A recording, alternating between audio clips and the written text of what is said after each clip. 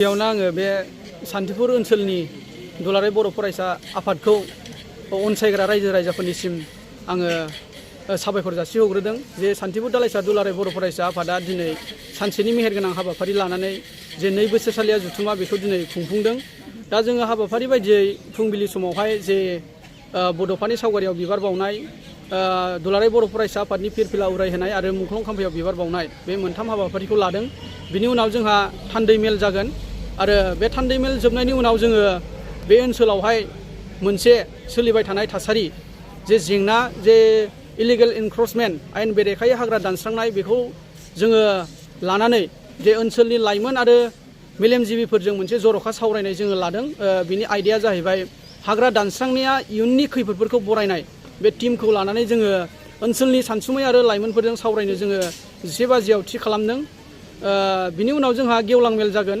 दा बेबायदिनो जोङो बे सानसेनि मेहेरगोनां हाबाफारिजों बे सान्थिपुर दालाइसा दुलाराय बर' फरायसा आफादनि 2 बोसोरसालिया जुथुमाखौ जोङो दिनै खुंफुंदों।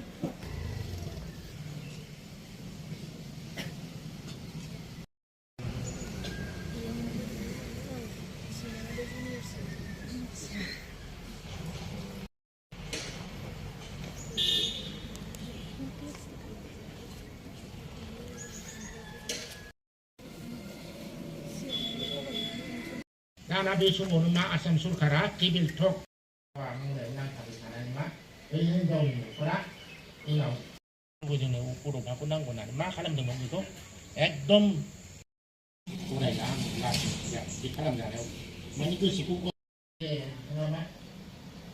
न'खरखौ माखासे लानानै गेदेमा मानसिफोरखौ लानानै मा दा बेबायदि अबस्थायाव बे थांनो हासै आमेरिकायाव। ओमफ्राय उनाव बेमारा बारा जानानै मा मुम्बाइनि उकिलखौ खावलायफिननोसै थाफैफिननोसै मानोसै होननानै उकिला लाजिनांनानै गाज्रि नांनानै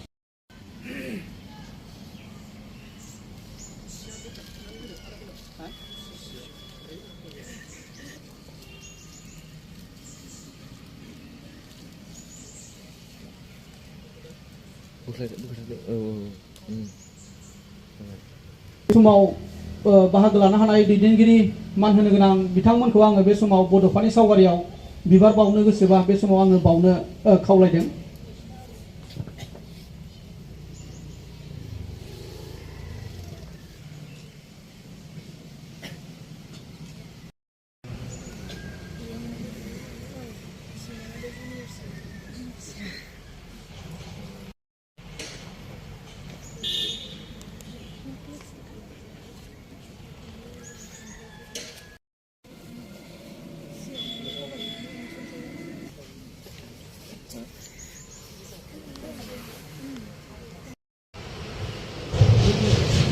Definisi